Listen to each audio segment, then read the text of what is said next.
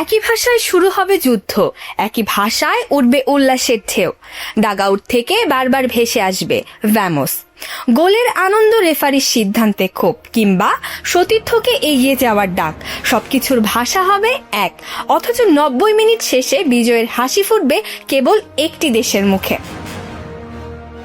রোববার নিউ জার্সির মেটলাইফ স্টেডিয়ামে বিশ্বকাপের ফাইনাল শুধু স্পেন ও আর্জেন্টিনার লড়াই নয়, এটি ইতিহাসেরও এক বিরল অধ্যায়। 1930 সালের পর দীর্ঘ 96 বছর পরে আবারও বিশ্বকাপের ফাইনালে মুখোমুখি হচ্ছে এমন দুই দল যাদের ভাষা একই, স্প্যানিশ।